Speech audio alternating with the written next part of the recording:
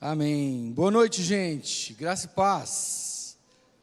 Uai, cadê o fogo que eu estava ouvindo agora aqui? Boa noite. Que a graça do Senhor Jesus esteja com todos nós. É um prazer estar aqui com vocês hoje. Muito obrigado aí por Júlia, equipe de liderança, pastor, pelo convite, pela credibilidade e a confiança de ceder aqui o púlpito para a gente interagir com vocês nessa noite no meio desse congresso. Tá bombando? Tá bom? Amém. Que o Senhor fale no seu coração. Que eu tenho certeza que das porções que o Senhor tem para nós, de onde já temos recebido coisas de Deus, existem muitas outras coisas importantes que Ele quer nos dar, para a gente caminhar em um caminho de vida e frutificação para a glória do nome de Jesus. E, bom, The Way, Petrus, edificados sobre a rocha, a gente já tem uma série de provocações nesses títulos, nessas palavras aqui que estão tematizando o nosso encontro. Nessa hora de você selecionar o que falar, sempre é complicado, porque temos muitos caminhos aí, a gente pega e ora. Quando o crente não sabe o que faz, ele pergunta, para quem sabe. E aí, bom, tirei um tempinho para orar por essa noite, e eu queria ler um primeiro texto aqui na carta de 2 Timóteo, capítulo 4, versículos 2 a 5. Vamos lá? 2 Timóteo, aqui tem projeção de texto? Não, só para eu saber.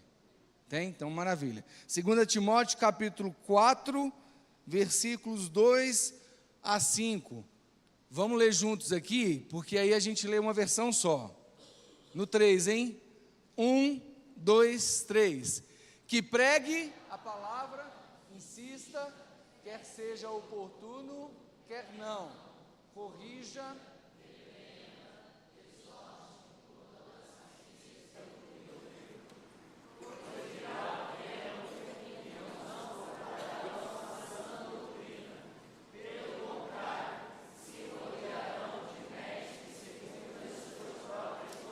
E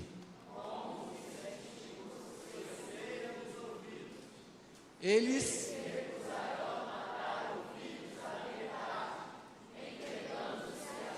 e nós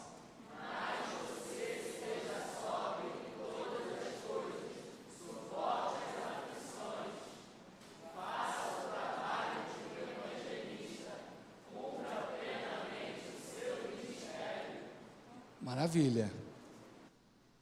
E agora, hein? A gente seleciona o que desse texto para falar, porque dá caldo essa conversa aqui. Gente, eu sou o Rick, casado com a Rubian, pai do Pedro, de 11 anos, da Liz, de 8, e da Maria Flor, de 3. Quem é mais forte na família é a Maria Flor, de 3.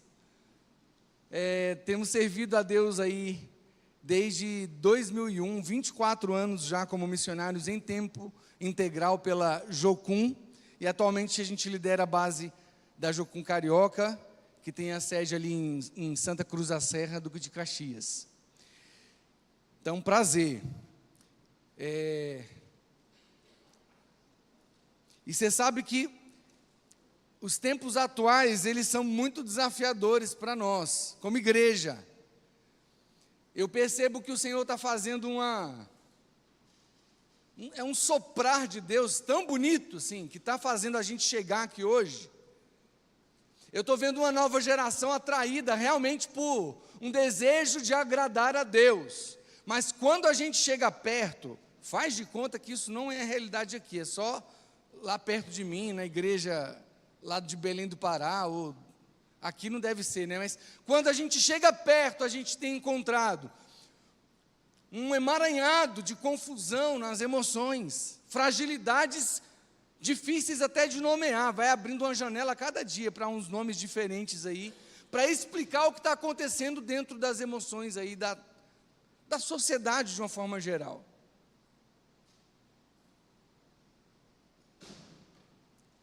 Mas de qualquer forma, é muito gostoso você perceber o que tem de Deus nesse momento. Nós somos convidados a buscar os sinais, farejar aquilo que o Senhor está fazendo para a gente poder seguir e entregarmos a nossa fidelidade para o Senhor. É um contraste aqui, parece que não é, mas por causa de Deus, da ação dEle, do poder dEle, da graça dEle, está aqui, ó. A gente poderia dizer assim, eu poderia estar matando, roubando, me prostituindo, mas estou aqui, né? Não precisa nem chegar nesses extremos dessas palavras não, mas poderíamos estar fazendo tantas outras coisas, né? Gente, sábado à noite. Diz aí, quem é que não tinha um plano B aqui para hoje? Não faltam sugestões, não faltam ideias. Vontade da gente estender o churrasco, né? E a piscininha. Não tem problema nenhum, churrasco e a piscininha. Não dá vontade? Temos outras coisas. Aí a gente está aqui em um templo, juntos, adorando o nome do Senhor, buscando algo dele, creio eu espero que sim. Mas está tudo bem, calma aí. O que é que faz a gente estar aqui dentro desse templo?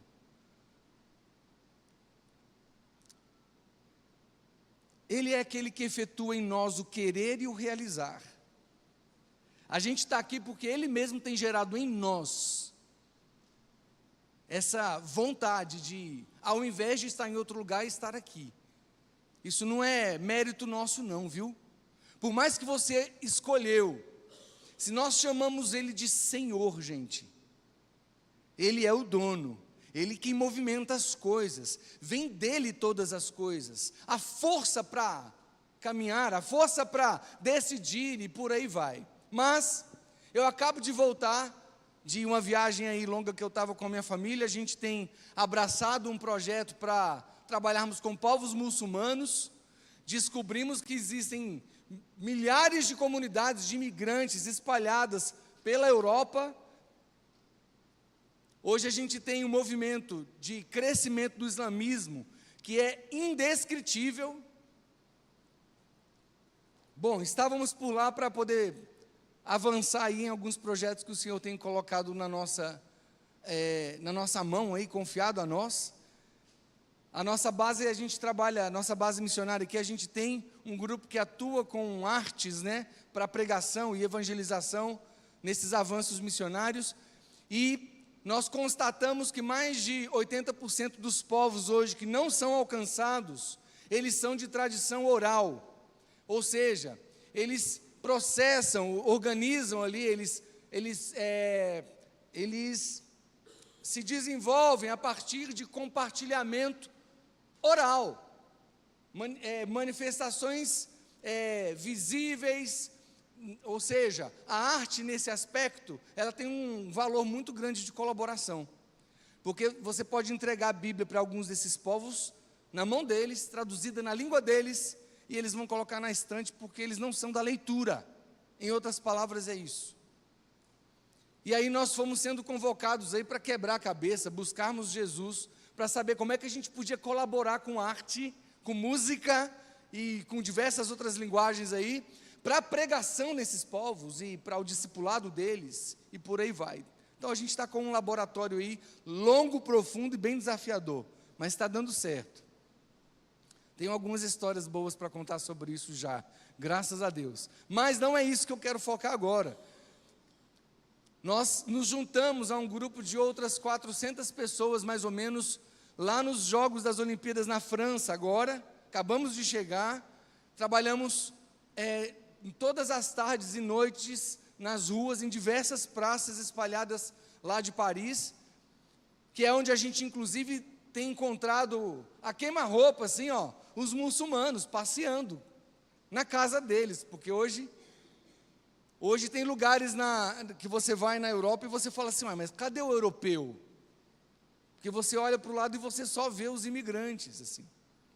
Eu fui em bairros inteiros onde, para o comércio local, você acha comida cultural lá dos povos imigrantes, de Marrocos e Argélia, Índia, e por aí vai. Você não encontra a comida que a gente, no mundo ocidental, está acostumado. As roupas, você não achava um jeans, tinha só aqueles vestidões lá, aquelas coisas.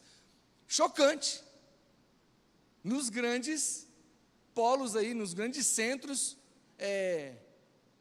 políticos da Europa. Estou falando de Paris, de Inglaterra, de Madrid, Holanda, lá em Amsterdã. O negócio está bombando. E aí, a gente teve um treinamento lá, porque a gente estava na França, e um dos treinamentos que ofereceram lá, um dos líderes que trabalha na França há alguns anos, ele foi falar sobre como que a gente alcança o francês. É aqui que eu quero ficar com vocês, rapidamente, para introduzir o texto.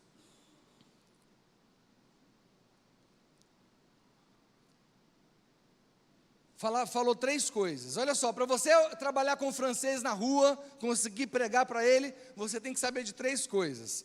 A primeira coisa foi, você tem que saber o cenário espiritual que isso envolve. Bacana, né? Entender aí quais são as potestades que influenciam certos locais e por aí vai. A segunda coisa que ele falou, sabe qual que foi? Os franceses são soberbos e orgulhosos, então eles não querem conversar. Não adianta você vir e falar, oi, como é que está o clima de hoje? E a terceira coisa que ele falou foi assim, os franceses são materialistas. Porque esse fenômeno do pós-secularismo, é isso que acontece em que a gente já sabe que lideram essa característica de um mundo pós-cristão, secularizado ou materialista. A gente pode escolher qual é a palavra que a gente quer usar, dependendo do que a gente vai falar. Aí ele sabe o que ele falou? Olha, então, se você não souber falar de coisas materiais, você não vai conseguir falar com os franceses. Eu falei, gente do céu, olha o treinamento de evangelismo. E aí eu fiquei pensando naquilo ali, era uma realidade. Se a gente não conseguir falar sobre o ter, a gente não conseguiria a atenção dos bonitinhos franceses.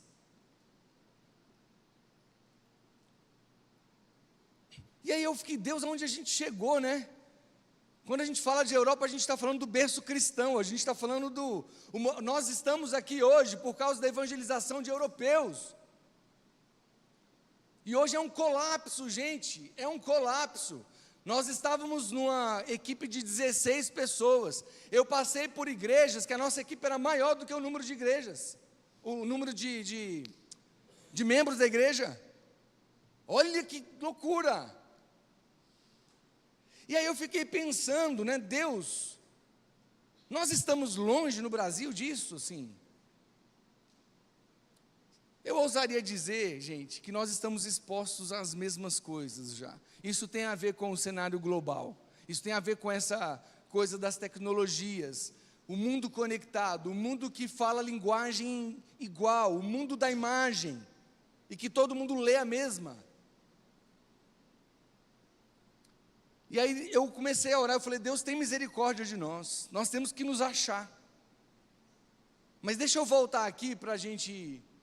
Então eu quero rapidamente, né, fazer essa introdução aqui, porque existe tanta importância, gente, é muito importante nós sermos quem somos e estar onde estamos, mas é muito mais importante nós sabermos para onde estamos indo, como que nós temos gastado os nossos dias, como que a gente tem ocupado o nosso tempo.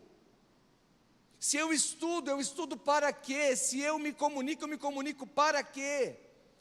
Quais são os propósitos que você tem compreendido na sua vida, nesse momento, que tem elegido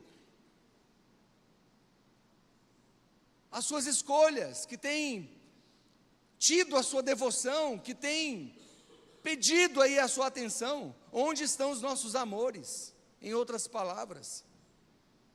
Sabe, gente, essas canções, eu amo louvor assim. Teve um professor na minha escola de formação missionária, lá em 2001, teve um professor que foi lá e falou assim, olha, o momento que o crente mais mente é na hora do louvor. Aí eu fiquei chateado, porque eu também sou músico, né, e tal. Eu falei, o que é isso? Que besteira que esse cara está falando. Aí eu comecei a olhar as letras que a gente canta. Menina, eu fiquei chocado, eu tive que me dar o braço a torcer, é verdade. Porque a gente canta tanta coisa que a gente, se estivéssemos comprometidos, gente, olha,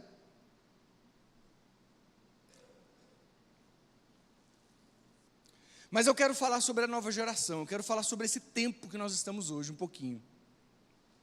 Essa carta aqui, Paulo escreveu em uma das suas prisões, em um dos momentos possivelmente finais da vida dele, e ele estava escrevendo para um jovem, que era fruto ali de um relacionamento, era uma pessoa da convivência ministerial de Paulo já, e ele estava escrevendo essa carta para falar assim: olha só, Timóteo, presta atenção, não esquece das palavras que eu te disse até hoje, guarda elas e vai.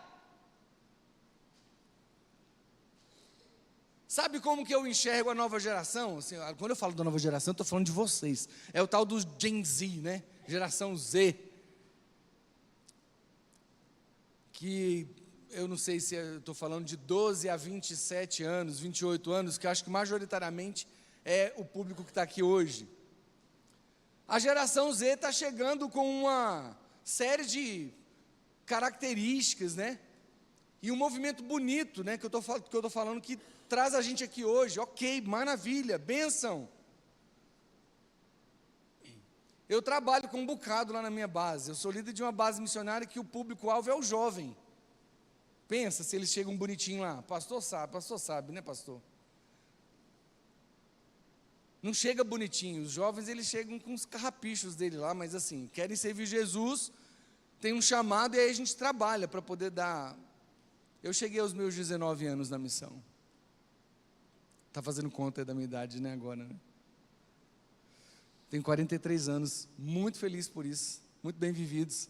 Pois bem, gente, a geração Z, eu vejo a geração Z assim, ó, você sabe quando aqueles desenhos animados que você tem uma mão que desce uma pessoa que está correndo, assim, ó. Aí tem uma mão que desce para colocar ele no chão, para ele. Eu vejo a geração Z como essas pessoas, esses jovens, esses seres fortes, que estão em ponto de bala para correr, vamos embora, vamos! Só que está cada um para um lado, assim, ó, uma direção, assim, vamos correr, o que importa é correr, eu estou pronto para correr. Vocês estão vindo com muita força, e eu acho isso incrível. Só que tem que ter direção. Para onde nós estamos indo? A gente quer falar sobre alicerce?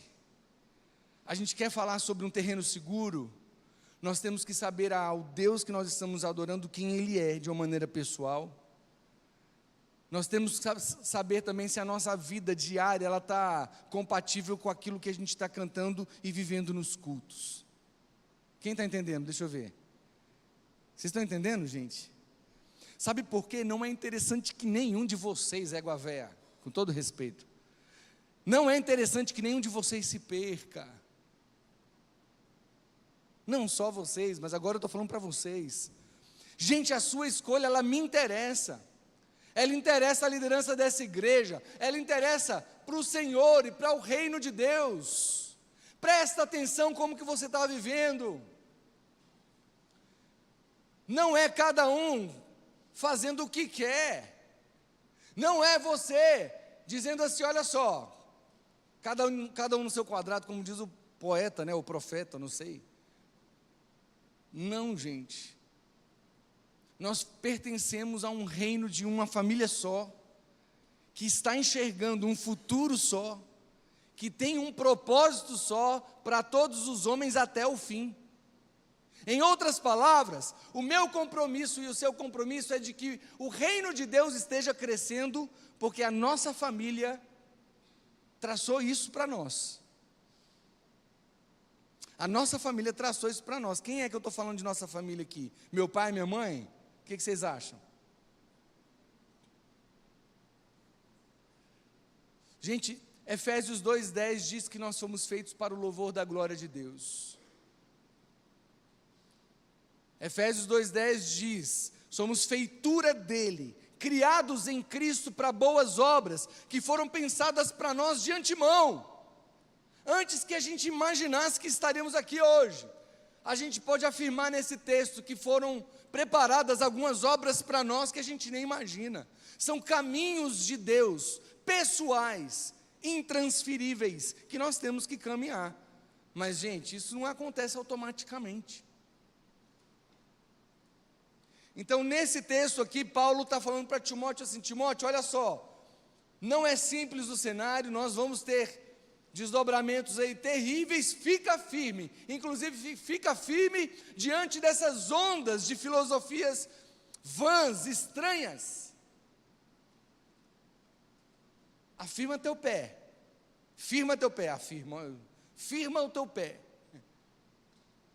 Então, quando ele começa falando assim, olha, prega a palavra, insiste a tempo, fora de tempo, aconselha, repreende, exorta com toda paciência e ensino, porque chegará o tempo em que não suportarão a sã doutrina, mas desejando muito, olha só o que vem aqui na fala de Paulo para Timóteo, mas desejando muito ouvir coisas agradáveis, ajuntarão para si mestres segundo os seus próprios desejos. Olha, gente, se eu fosse sentar com cada um de vocês aqui e perguntasse, o que você quer? A lista seria interminável de desejos diferentes. Eu quero, sei lá o que ia vir aí. Eu não vou chutar não vai que coincide, né, com a cabeça de alguém e você fica constrangido. Mas eu imagino que o nosso coração, ele é uma fábrica de ídolos, como diz. Quem foi que disse isso, meu Deus? Calvino, obrigado. Nosso coração, fábrica de ídolos. Então eu imagino que se a gente for falar de desejo, vai vir uma lista aqui, das mais criativas. Nós não podemos caminhar a partir dos nossos desejos. Gente, como essa conversinha aqui dá caldo também, viu? Vocês sabem que quando a gente fala de senhorio de Cristo, o que Ele está buscando de nós são os desejos, são os nossos desejos, que a gente deseje a Ele, que a gente deseje as coisas do Senhor. O Cadu falou aqui, olha, do início ao fim da Bíblia tem uma coisa que Deus condena, a queima-roupa, idolatria. É verdade. Qualquer pecado é uma prática idólatra. Qualquer pecado, a origem dele é porque você desejou algo no lugar de Deus. Mas vamos lá, gente. Eu quero me expor um pouquinho para vocês aqui. Eu separei 3 coisas que a gente precisa prestar atenção para que o alicerce da nossa vida seja Cristo, como a gente está propondo aqui nesse congresso. A primeira coisa que eu coloquei aqui na lista, que veio ao meu coração quando eu estava meditando nos textos, foi: nós precisamos melhorar aquilo que nós já compreendemos sobre comunhão com Deus e comunhão com os outros. Essa palavra comunhão, ela já é muito corriqueira no nosso ouvido. A gente ouve sobre isso. Se você está pelo menos há 6 meses na igreja, essa não é uma palavra nova para você. Deus tem prazer na comunhão, né? Não é isso, gente? E o que é comunhão? Vocês sabem qual é a diferença entre união e unidade? Sabem, gente? Ou só eu que não sabia até pouco tempo atrás aí? Eu achava que era uma coisa só, sabia? União e unidade. A Bíblia está cheia de palavras que falam de união e de unidade. Eu achava que era uma coisa só. Mas deixa eu mostrar a diferença para vocês de união e de unidade, para a gente entender biblicamente o que é a comunhão, tá? A união e a unidade é isso aqui, ó. Eu me uno ao, como que é teu nome? Ao Cauã. Quando vocês olham de longe aí, vocês vão ver uma coisa só, vocês vão ver uma unidade. A união é eu estar perto, eu estar com acesso, trocando, ouvindo, falando.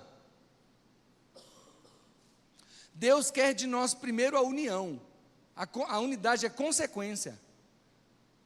Se a gente estiver em comunhão com Ele e uns com os outros, o que vão enxergar ao nosso respeito é que nós somos um. Vocês entenderam a diferença de união e unidade? A união, então, ela é relacionamento. Gente, Deus tem muito prazer no relacionamento. Ele nos criou para nos relacionarmos com Ele no corpo e com o corpo. Ele tem muito prazer nisso.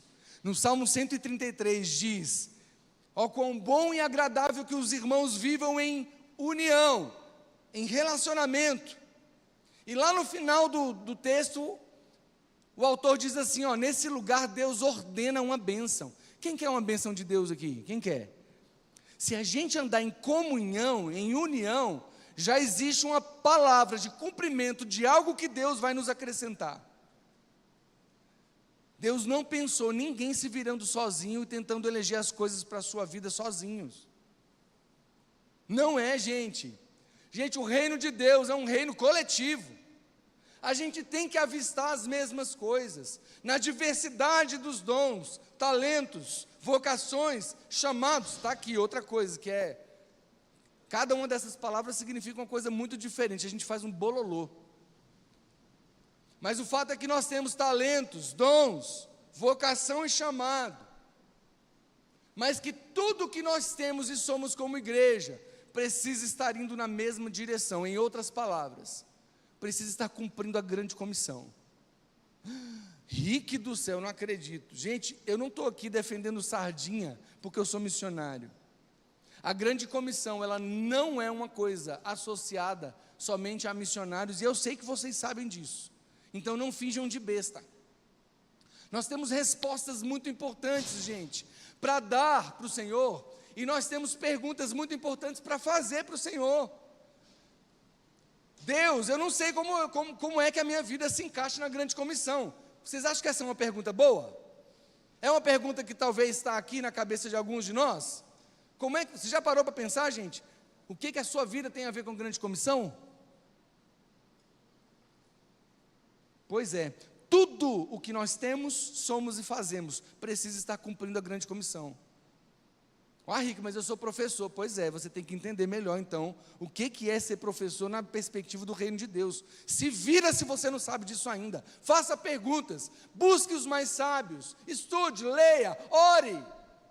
Mas a sua vida ela foi feita para ser associada com o seu Criador para sempre. Aleluia por isso. Essa é uma história, é uma coisa boa, gente, para se falar.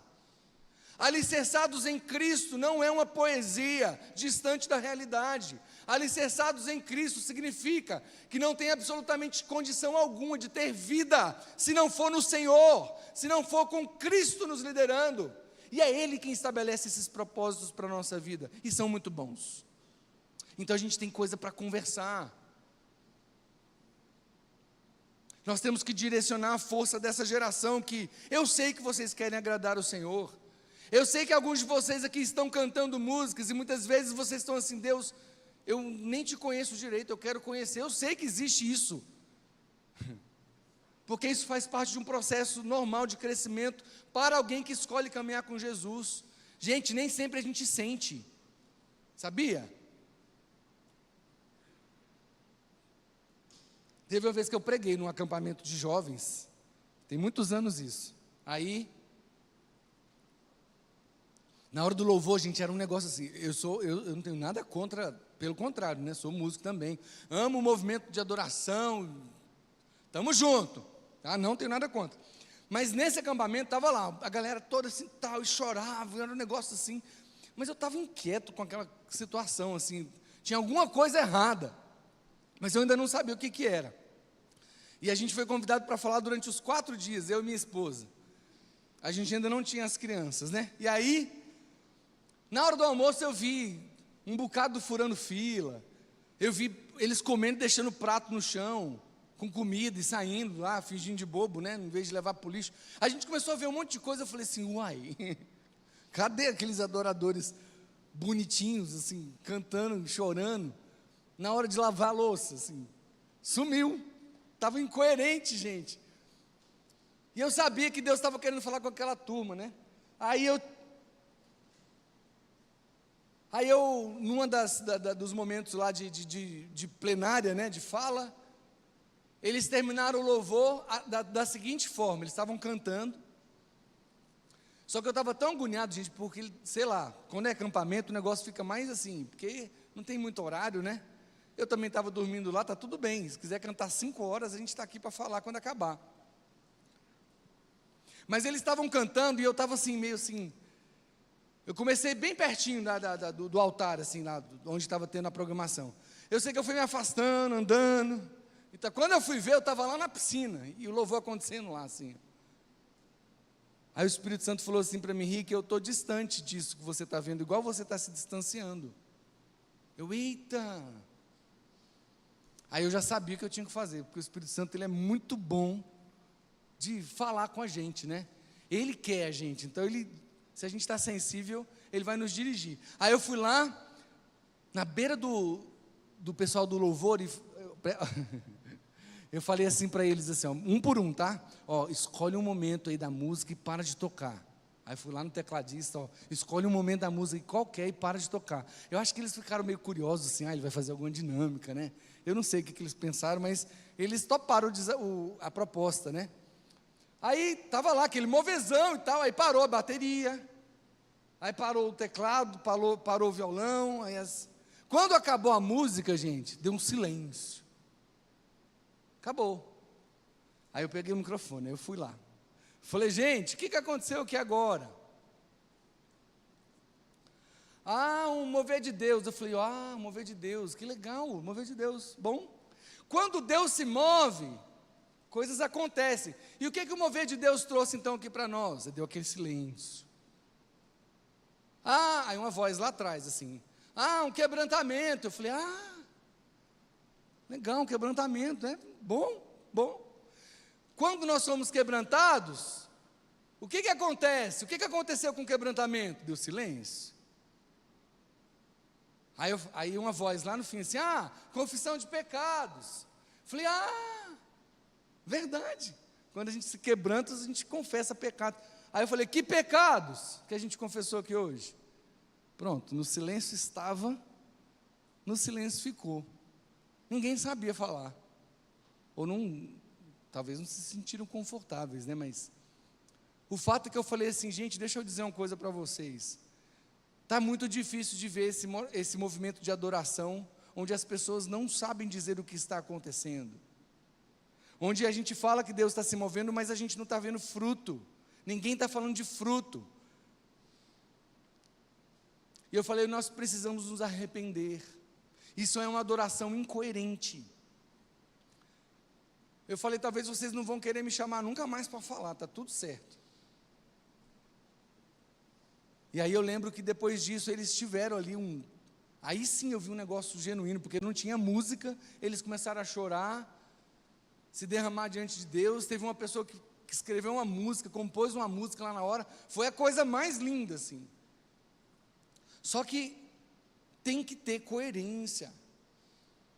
Nós não estamos aqui por causa de, sabe a boiada, aquela coisa, você entra no meio e aonde a boiada está indo, e você não sabe direito.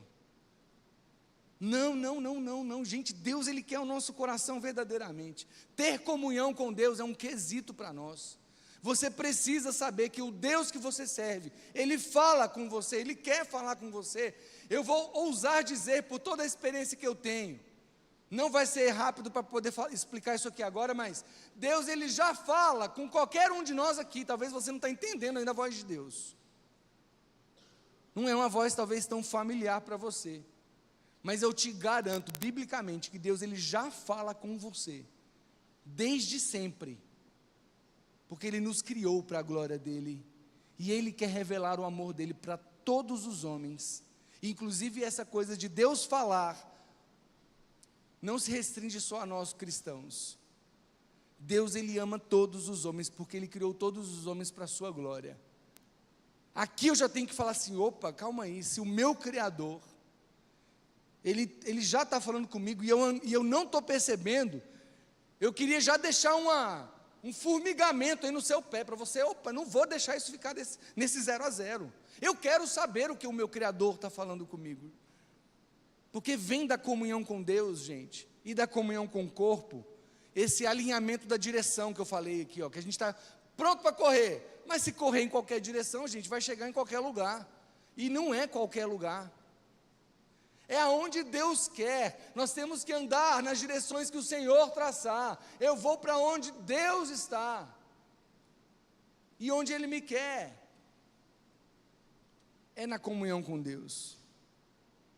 Intimidade com Deus, gente, é preço que se paga, é vida de oração, é quietude, é você conseguir silenciar um pouco essa pressão que existe na vida de todos nós aí, para respondermos a coisas que são deste mundo.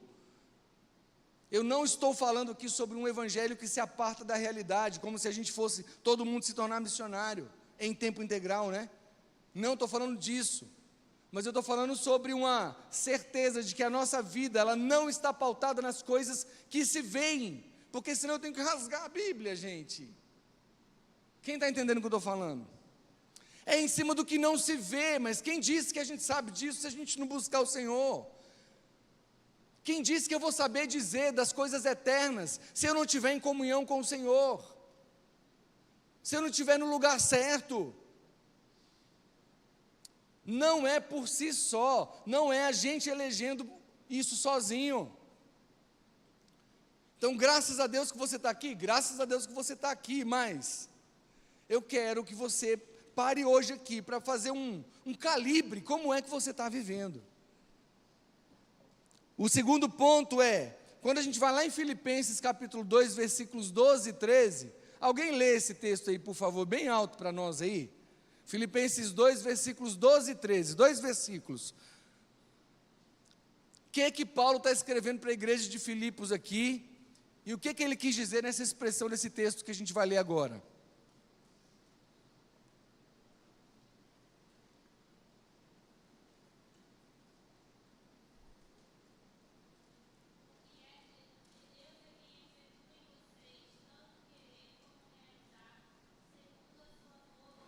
Agora o 13. E o 12, por favor. Volta um aí. Aí.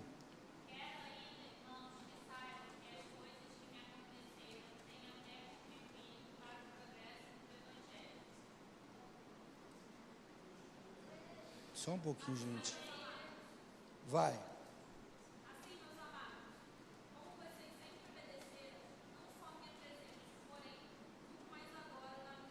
É isso aí. Desenvolvei, pois, a sua salvação com temor e tremor. Gente, olha só, não basta ser salvo, tem que desenvolver a salvação. Acredita que está escrito isso na Bíblia? Olha que babadão. Não basta ser salvo, tem que desenvolver a salvação. Desenvolvei, pois, a salvação. E aí, como é que a gente faz? O que é isso? Que bicho é isso? Fala aí para mim. Porque isso aqui não pode ser poesia, gente. Isso aqui não pode ser, não sei o que é, passa batido. Corre. Porque a gente faz isso com alguns textos, não vou nem entrar nesse assunto. Tem uns textos que a gente não quer ler, né? Ou então, quando não entende, tem tantas outras coisas compreensíveis.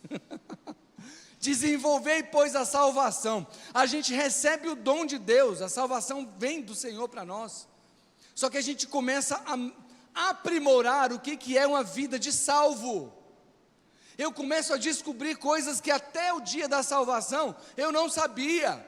Os meus olhos vão sendo abertos para enxergar coisas que ontem eu não via, mas hoje eu vejo. Gente, vocês acreditam que tem trabalho até o final da vida? Quem acredita nisso?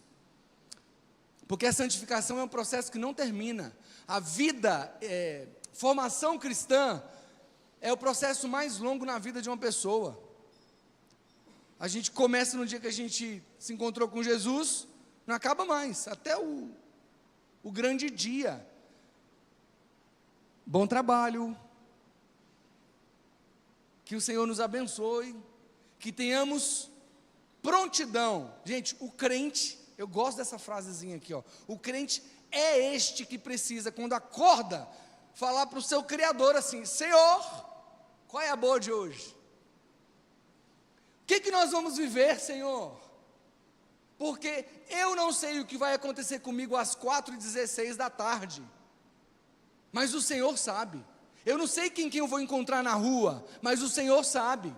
Então, como é que eu vou viver uma vida integrada a algo que tem a ver com as coisas eternas, só possíveis no Senhor, se eu não estiver atrelado a isso de uma maneira prática? Gente, eu quero deixar vocês, com todo respeito aqui, vou usar uma palavra, perturbados aqui hoje, com uma certeza de que a nossa vida ela precisa ser mais animada, mais agitada para as coisas da fé, da comunhão com Deus, de uma vida de intimidade. Precisamos frutificar. Estou lá na missão, no outro lado da Conchinchina. Se eu contar o processo para chegar lá, vocês ficam assim, Rick, você trabalha desse jeito. É adrenalina, assim, ó. É assim, Senhor, temos que ir com um grupo de 16 pessoas, daqui a 2 meses. Assim, eu fiquei 2 meses e 20 dias viajando. Antes de eu me encontrar com a equipe de trabalho a gente passou por Itália e França. Eu estive na Índia, na Inglaterra e na Holanda para fazer alguns encontros de reunião com lideranças que estão atuando com povos de tradição oral, para poder falar do projeto que a gente está trabalhando. Aí eu e mais uma pessoa comigo, e depois a gente se encontrou com a equipe e trabalhamos por 2 meses com evangelização de rua e coisas relacionadas aí à missão, né? Bom, a conta é cara. O que vocês acham? Barato ou caro? Eu posso contar para vocês, só esse primeiro trecho da Índia, Holanda e Inglaterra, girou em torno de, tudo muito barato, tá, gente? Estou falando de estadias simples e em torno de 35 mil reais. Vocês acham que eu tinha esse dinheiro? Mas eu não quero falar de dinheiro aqui não que eu tenha problema, tá? Não tem problema nenhum de falar dinheiro, porque a conta é cara mesmo. A conta é muito cara. Mas eu quero falar de uma coisa aqui, de vulnerabilidade do meu coração diante do meu grupo de trabalho, que majoritariamente são jovens. Gente, era desesperador a gente ir lá para poder pregar. Eles estavam indo para a rua pregar. Os trabalhos estavam prontos, estava fluindo o evangelismo. Mas chegava em casa, era uma distração com o Instagram, com os vídeos legais e não sei o que lá, e a gente precisando decidir algumas coisas, e eu percebendo a gente perdendo algumas oportunidades, e os meninos missionários de carreira já, gente que já está na missão, distraídos com coisas, e eu falei, Senhor, me ajuda, tem misericórdia na minha vida, que eu não sei o que eu faço, porque eu estou vendo na minha frente aqui, algumas desordens. Gente, eu não sou contrário ao Instagram. Vocês precisam, inclusive, traduzir para nós o quanto antes melhor, como que a gente pode usar as redes sociais e diversas outras tecnologias aí para avançarmos numa mudança do mundo, numa propagação do Evangelho. E eu me vi lá gastando energia para poder ajudar os meus irmãos a olharem para aquilo que estava conduzindo a vida deles, porque eles amavam coisas que são terrenas, em detrimento de coisas espirituais. Esse termo ele é muito perigoso, porque a gente pode achar que coisas espirituais são os religiosos, né? São dos religiosos. Espiritual, uau, né?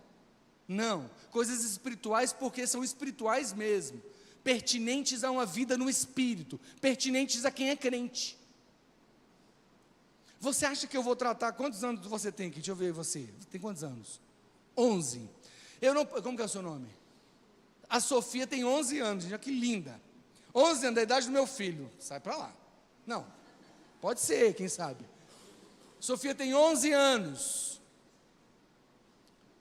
Eu não posso poupar a Sofia. Sofia, você tem que ter um relacionamento com Jesus. Ele quer falar com você. E você já tem uma expressão para esse mundo que as pessoas duvidariam. Eu não posso poupar nem Sofia e nem ninguém que está aqui hoje de viver uma vida no Espírito. Senão eu vou estar diminuindo o volume da Bíblia. Eu vou estar diminuindo o volume daquilo que eu sei que o Senhor está chamando a gente. É um momento para a gente se levantar como igreja. Gente, as tarefas da grande comissão, elas precisam ser fichinha para a igreja. Elas precisam ser enfrentadas a ferro e fogo. Vocês precisam saber do que está acontecendo na agência missionária. Não se liberem, não se isentem. Não se isentem de saber o que está acontecendo fora do eixo Rio de Janeiro. Porque a palavra de Deus não libera a gente de pensar nada que não seja cumprimento da grande comissão, e nós temos uma tarefa de pregar para todos os povos. Isso não é um problema só meu, na verdade não é um problema de nenhum de nós, é um problema de Deus. Ele estabeleceu isso. Eu falo, Senhor, você quer que eu vá? O problema é seu, eu preciso de 20 mil. É assim que eu converso com o Senhor. Senhor, eu não sei Mas isso é um problema seu, porque eu sei que você está me chamando, e eu creio. A conversa é assim, gente, até porque senão a gente surta. Eu fico doidinho. Eu ando com minha família com 3 bacuri na cacunda. Nós temos que saber o Deus que nós servimos, para onde Ele está indo e acompanhar. Seja no dia a dia aqui, indo para a escola, para o trabalho, indo para qualquer lugar. Acho que o meu tempo já foi já. Deixa eu só falar do último ponto aqui, que é exatamente isso que eu já estou conversando com vocês. O desenvolvimento da salvação é a gente viver uma vida de santificação. Isso não é uma palavra religiosa incompreensível. É mudança de vida em pequenas coisas. É mudança de vida em pequenas coisas. Gente, arranquem e peçam misericórdia de Deus para Ele ajudar vocês a arrancarem as vidas paralelas. Eita, lascou. Não dá tempo de falar de tudo que eu queria, gente. Eu não sei, capacidade de síntese funciona melhor em algumas vezes, mais do que outras, né? Vidas paralelas, para de fazer coisa paralela àquilo que você é como identitariamente falando. Você é crente, querido, foi feito para o louvor da glória de Deus. Não dá o seu coraçãozinho para outros deuses. Não divide a sua atenção com outras coisas. Conheça o Senhor nos seus caminhos. Gente, a nossa juventude, a igreja do Senhor vai ser forte se a gente soubesse curvar e viver na presença do nosso Deus. Isso não é a gente fazer uma agenda de culto ininterrupta aqui, para dizer que a gente está separado do pecado. Não, é a gente viver vidas santas em qualquer lugar, adorarmos ao Senhor e sabemos que Ele rege a nossa vida, em qualquer circunstância. Amém, gente? Vocês estão comigo? Vida alicerçada em Cristo Jesus. E Paulo aqui falando para Timóteo: Timóteo, por favor, fica firme. Timóteo, cuidado com aqueles que estão falando sobre interesses próprios e pregando coisas gostosinhas no púlpito, coisas legaisinhas. Eu tenho certeza que não é a realidade dessa igreja. Mas não busque ouvir só aquilo que te agrada. Eu vou te falar, o nosso chamado, gente, sabe qual que é? Para quê? É para sofrer, enfrentar perseguição. Não tem nada na Bíblia que me deixa confortável de que a gente tem que ficar relaxado. Não faz sentido. Se a gente estiver relaxado, a gente não está sofrendo alguma coisa que é pertinente à nossa vida. Tem alguma coisa que a gente não está sofrendo. Gente, presta atenção, isso aqui não é uma mentalidade, como é que fala? Eu estou com um monte de idioma na cabeça, está dando uns bugs às vezes. A pessoa aqui é o quê? Que fica se batendo? Como é que é? Se martirizando, né? Quando eu falo que a gente foi chamado para sofrer, não é para a gente ficar com esse comportamento de autopunição e de que, não é isso não, mas é porque aquilo que nós temos que fazer requer preço. Gente, aquele que quer vir após mim deve o quê? Que Jesus andou dizendo? Negar a si mesmo. Já daria, cara? Qual é a próxima expressão? Tomar a sua? O que isso significa para você? Porque para mim, dentro do que eu entendo a minha cruz é o meu lugar de morte. Eu preciso morrer. Para as coisas deste mundo, para os meus próprios interesses, para os meus achismos e opiniões. Para que o Espírito Santo me lidere, encha o meu coração, abra os meus olhos para ver e a minha salvação seja desenvolvida e a minha vida comece a se alinhar de uma maneira crescente para os caminhos que o Senhor preparou para mim caminhar neles. Amém, gente? Se conectem com o Senhor, porque o terceiro ponto para a gente ter uma vida alicerçada em Cristo. Comunhão, desenvolvimento da salvação é o segundo, e o terceiro engajamento, missão, evangelização, avanço e crescimento do reino de Deus. Esse é o papo, gente. É disso que se trata, uma vida espiritual. Eu acho que esses 3 pontos aqui falam quase que de uma síntese cristã mesmo, assim. Pelo menos diante dessa temática, eu fiquei super feliz quando foi isso aqui que o Senhor trouxe. Uma vida de comunhão com Ele e com o corpo. Uma vida onde eu estou preocupado com o desenvolvimento da minha salvação. Eu não fiquei só na salvação. Eu vou melhorar a minha vida. Eu vou melhorar os meus ouvidos e os meus olhos e as minhas mãos.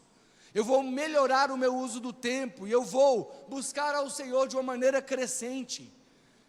É uma transformação ininterrupta. E por fim, o resultado disso, o resultado não, né? Tanto quanto a comunhão com Deus, o desenvolvimento da salvação, é eu percebendo que eu tenho um lugar no reino de Deus para poder trazer transformação no mundo. Eu prego, eu discipulo, eu ensino, eu vivo uma vida de testemunho para a glória de Deus. Eu quero fazer 2 orações aqui agora. A primeira é que eu quero convidar aqui, se alguém que está aqui, que talvez está afastado do Evangelho, se tem alguém que talvez nunca entregou a sua vida para Jesus, olha, vou te falar, é um problema seu também, viu? Mas para nós não é indiferente. A gente quer muito dizer para você que você é uma pessoa muito importante, mas o problema é seu, com todo carinho. Eu estou jogando a queima-roupa aqui para te ajudar. Se tem alguém aqui hoje que está afastado de Deus, ou que está sentindo que está andando com uma vida assim, desalinhada, eu quero orar por você. Tem alguém que quer se reconciliar com Jesus, ou quer aceitar Jesus pela primeira vez aí na sua vida? Jesus, Ele é o caminho, não existe outra forma da gente entender quem nós somos, se não for no Senhor. Fora de Deus não tem jeito. Ele é a verdade, Ele é a vida. Tem alguém? Levanta a mão, que a gente quer orar por você. Não? Ok. E o meu segundo convite de oração é que eu tenho certeza que alguma coisa o Senhor falou com vocês aqui hoje. O Senhor falou com vocês aqui hoje? Alguma coisa? Estou enganado não, né? Coisa boa, graças a Deus. Meu segundo convite é para orar por você que quer viver um despertamento. Você que entendeu que tem algumas coisinhas que você pode melhorar, mesmo que você não saiba como, está tudo bem. Por isso que eu quero orar por você. Tem alguém, gente? Levanta sua mão aí. Você se importa de chegar aqui mais pertinho? Assim, pode sentar aqui no banco, sentar aqui em cima, que eu quero estar pertinho de vocês. Eu quero orar por uma graça de Deus especial hoje à noite, para vocês voltarem para casa assim, ó, com essa pulgazinha atrás da orelha, com desejos ardentes no coração, por mudanças que não são mudanças ideológicas, mudanças fantasmagóricas, são mudanças de vida reais, só possíveis no Senhor. Aleluia, aleluia.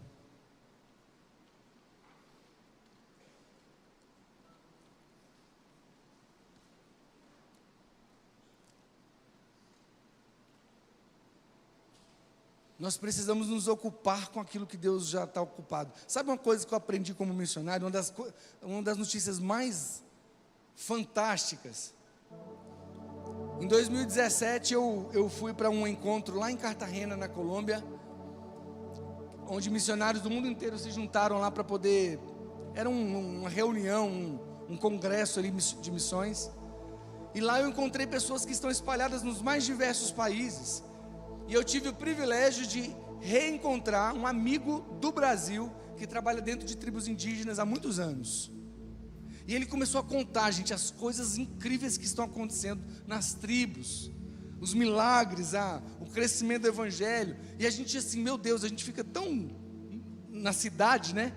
Que tem algumas coisas que acontecem nesses lugares remotos que a gente nem imagina, né?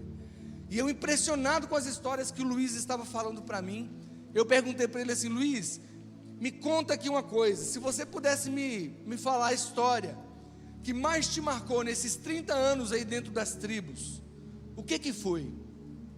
Aí o Luiz, sem titubear, ele não pensou muito, ele falou: eu sei o que mais me marcou nesses 30 anos de ministério dentro das tribos. Ele falou assim: Rick, o que mais me marcou foi o dia que eu entendi que eu não tinha que levar Jesus para dentro das tribos. Eu falei: uai, gente, bugou minha cabeça, né? Eu sou missionário, ele também, né? Que história é essa de entender que não tem que levar Jesus para dentro da tribo, né? Aí ele viu que eu fiz uma cara de interrogação, assim, tipo...